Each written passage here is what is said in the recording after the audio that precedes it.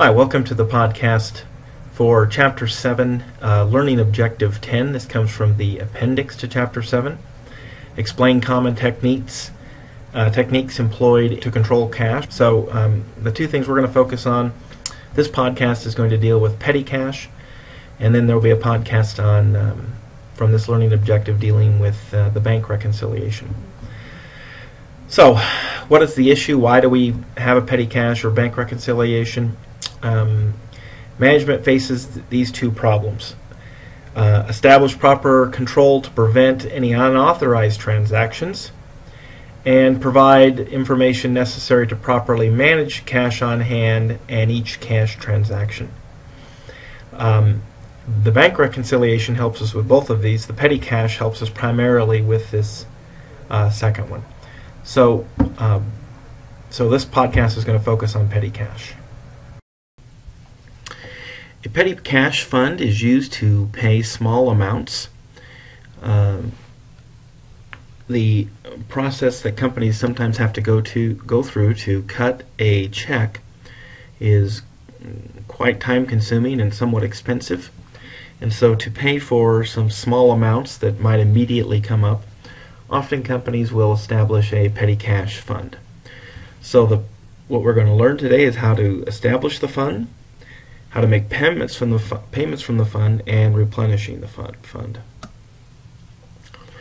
So let's establish the fund. Let's assume that Laird Company decides to create a $100 fund on March 1st. The journal entry then is to debit petty cash and to credit cash. And while we're doing these journal entries, I want to sort of visually take you through this process. So what happens is the company writes a check to itself. That is the credit to cash. The custodian of the petty cash then takes that check down to the bank and cashes it. Now the custodian has $100 cash, and that is the debit to petty cash.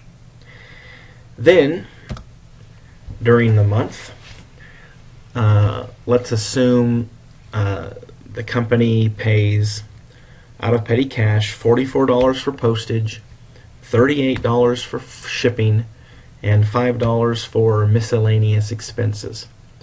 So during the month, the custodian gives the money, $44, $38, $5 to whoever needs it, and in return gets back a receipt for that amount.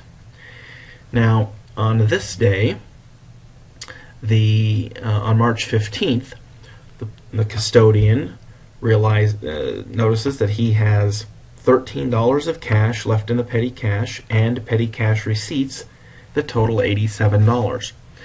So then the custodian would fill out a check request in which we would debit the expense accounts, postage expense, freight out, or that's a shipping expense, and a miscellaneous expense for $87, and the accounts payable clerk would then cut a check, again made out to the company, in the amount of $87, give that to the petty cash custodian, who would then go down to the bank, cash that check, and then have $87 cash to put in with the $13 that he already had.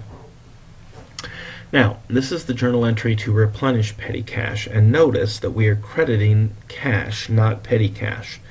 So this is cash coming out of the bank that we're then cashing the check, having the cash, and then putting that back into the petty cash fund.